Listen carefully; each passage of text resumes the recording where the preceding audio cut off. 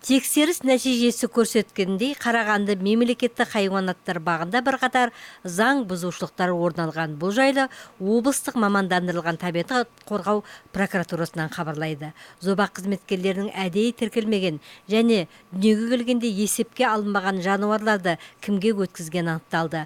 Аталған фактілер бойынша табиғатты қорғау прокуратурасы Қазақстан Республикасы қылмыстық кодексінің 307 бабы 2 бөліміне сәйкес қызметтік бабын асыра пайдалану сот алдындағы тергеудің бірыңғай реестрін тіркетті, мамандырылған табиғат қорғау прокуратурасының прокуроры Ринат Ермеков. Облыстық мемлекеттік қызмет істері және сыбайлас жемқорлықпен күрес департаменті тергеу амалдарын жүргізіп жатыр. Оның сөзіне қарағанда келтірілген залал анықталуда.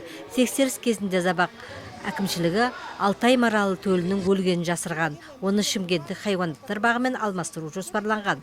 2013 жылы 29 қазанда жоба қызметкерлері абайсызда марал төлін жарақаттап алған, келесі күні өлген. Мұны жасыру мақсатымен жануардың өлген жайлы акт толтырылмады. Хайуанаттар бағының есебіне жануар туралы мәліметтер енгізілмеді. Мемлекеттік ветеринарлық дәрігерге жануардың өлімі жайлы хабарланбады. Сонымен қатар бұл жануар 2013 жылы туғанда есепке қойылмаған.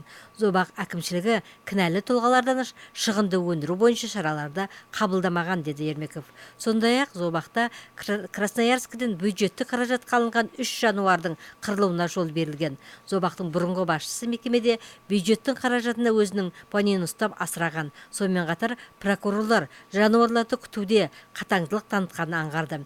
Қашыр, есек, пони мен ешкілерді тірі күнінде жыртқыштарға азық ретінде берген. Сондай-ақ жануарлардың тиісті жағдайларда ұсталмағаны, өрт қауіпсіздігі сақталмағаны да анықталды.